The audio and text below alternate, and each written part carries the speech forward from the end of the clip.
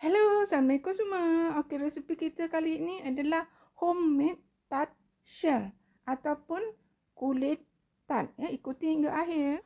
Okey, bahan-bahannya adalah tepung gandum, margarin, telur dan juga gula aisin. Itu saja ya. Okay, pertama kan kita masukkan tepung. Kita masukkan gula. Kita masukkan sedikit garam masuklah sedikit garam dia rasa sedap sikit. Kemudian kita kaul macam ni biar gula dengan tepung tu dia bersatu Kemudian kita masukkan margarin. Margarin kalau kita nak tukar dengan butter pun boleh Okey, gaul. Okey, kita dapat adunan begini seperti serbuk roti Lepas ni baru kita masukkan telur. Okey, masukkan telur.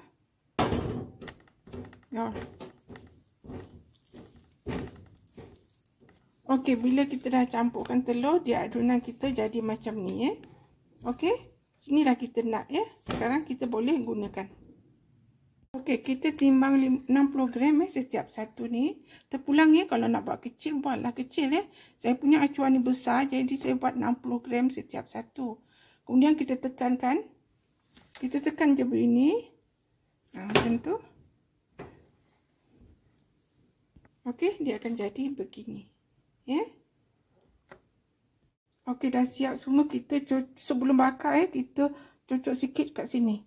Supaya dia tak gelembung Kalau tidak dia gelembung naik ke atas. Okey, sikit je. Macam tu. Nampak tak? Okey. Okey, ni shell tart kita dah siap masak Kemudian kita ada buah-buah segar, mangga, orange, betik, buah kurma yang mentah, strawberry dan juga fresh mango Sekarang kita juga ada fresh cream.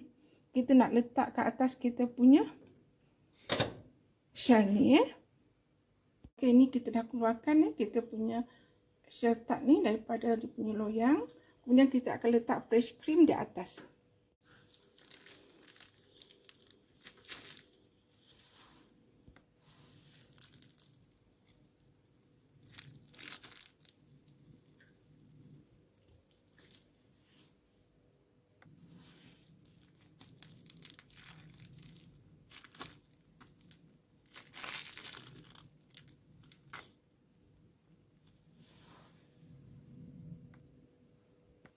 Okey, kita letak buah strawberry.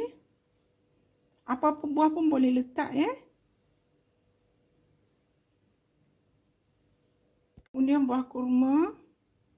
Buah kurma ni jarang orang letak tapi sebab dah ada tu kan, saya letak je lah buah kurma. Buah kurma yang fresh ni sedap dimakan. Okey, buah betik terpulang nak letak apa-apa Okey, so siaplah kita punya fruit tart kita Tart buah-buah segar yang homemade punya. Dan resipi shell ni kita akan tunjukkan nanti, kita akan resepi dia Okey, so terima kasih kerana menonton. Selamat mencuba Jangan lupa like, comment, subscribe dan share. Sampai jumpa lagi. Bye.